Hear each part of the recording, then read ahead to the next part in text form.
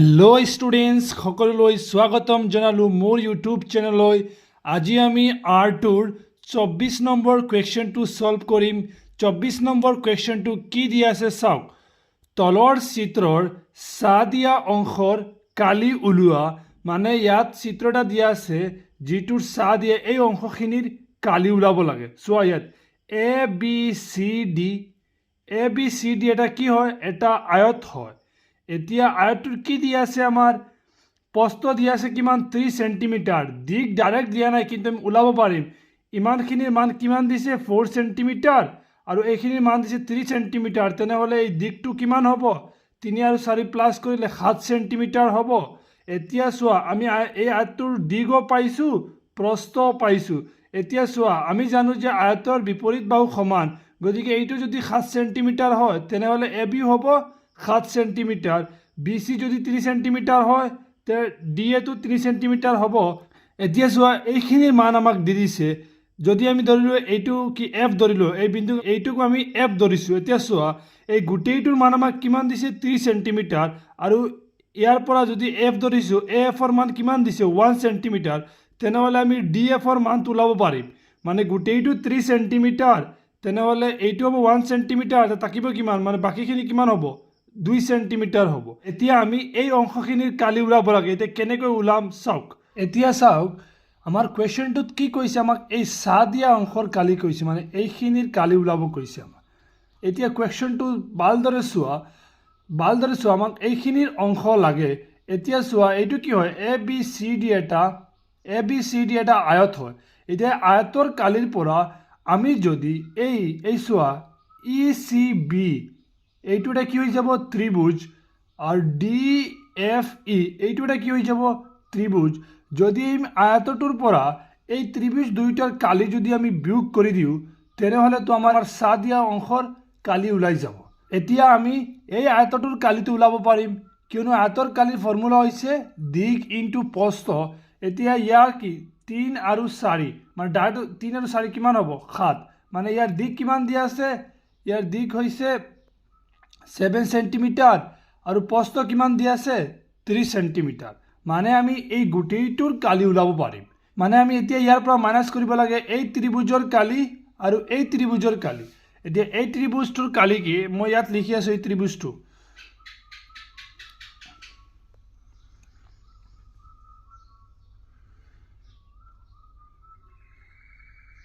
মানে এই ত্ৰিভুজটো যদি আমি ইয়াৰ পৰা কাটি আনো কেনেকুৱা হ'ব, এনেকুৱা হ'ব ই চি বি আৰু এইটো যদি আমি কাটি আনো কেনেকুৱা হ'ব,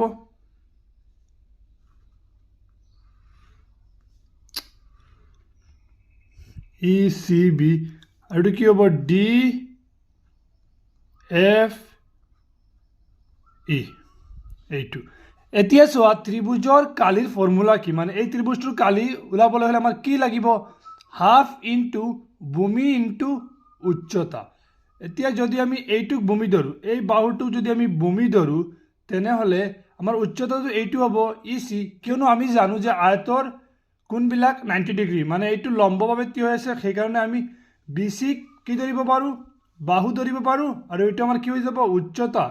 ঠিক এইটোক আমি ডি এফক কি ধৰিব পাৰোঁ, বাহু ধৰিব পাৰোঁ, আৰু এইটো হৈ যাব আমাৰ ডি উচ্চতা। এতিয়া চোৱা এইটোৰ মানটো আছে 3 সেন্টিমিটাৰ, এইটোৰ মান আছে 4 সেন্টিমিটাৰ, মানে আমি ভূমি আৰু উচ্চতা পাই যাম। আৰু এইটো ডি এফ মানে ইয়াৰ বাহুৰ মান দিয়া আছে, উচ্চতা ডি ই। এতিয়া আমি এই ত্ৰিভুজৰ কালি ল'ব পাৰিম, এই ত্ৰিভুজৰ কালি ল'ব পাৰিম, আৰু গোটেই আয়তটোৰ কালি ল'ব পাৰিম।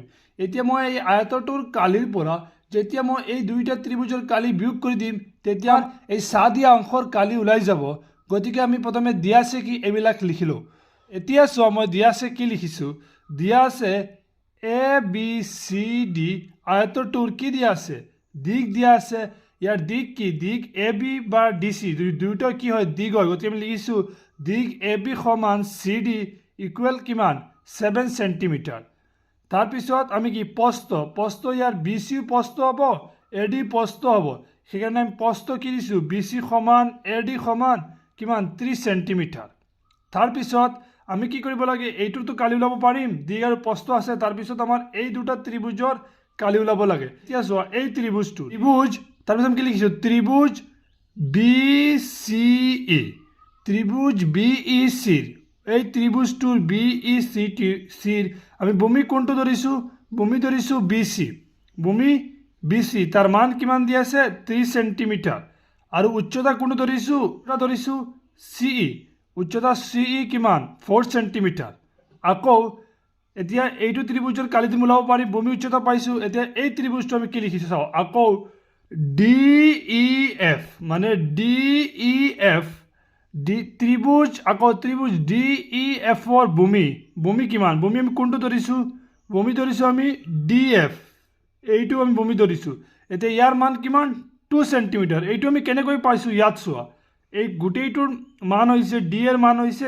3 সেন্টিমিটাৰ F হৈছে 1 সেন্টিমিটাৰ গতিকে 1 সেন্টিমিটাৰ গ'লে ইয়াত কিমান থাকিব 2 সেন্টিমিটাৰ ইয়াৰ পৰা আমি পাইছোঁ এতিয়া DF 2 সেন্টিমিটাৰ উচ্চতা কোনটো ধৰিছোঁ DE এতিয়া DEৰ মান কিমান দিয়া আছে 3 সেন্টিমিটাৰ এতিয়া আমি এই চাহ দিয়া অংশৰ কালি কেনেকৈ ওলাম চাওক এতিয়া আমি এই চাহ দিয়া অংশৰ কালি কেনেকৈ ওলাম এই আয়তটোৰটো কালি ওলাব পাৰিম দিক ইনটু প্ৰস্থ দিয়া আছে আয়তৰ কালিৰ পৰা আমি এই দুইটা ত্ৰিভুজৰ কালি মাইনাস কৰিম এই দুইটা ত্ৰিভুজৰ কালি তুমি ওলাব পাৰিম কিয়নো ভূমি আৰু উচ্চতা আমি জানো গতিকে আমি কৰোঁ এতিয়া মই কি লিখিছোঁ এতেকে চাহ দিয়া অংশ ABFৰ কালি মানে এইটোৰ কালি লিখিছোঁ ABEFৰ কালি মানে এইখিনিৰ কালি লাগে গতিকে লিখিছোঁ এতেকে চাহ দিয়া অংশ ABFৰ কালি সমান কি হ'ব ABCD আয়তৰ কালি বিয়োগ ত্ৰিভুজ BCFৰ কালি প্লাছ ত্ৰিভুজ DEFৰ কালি এইটো আমি প্লাছ কিয় দিছোঁ মানে এই দুয়োটা ত্ৰিভুজৰ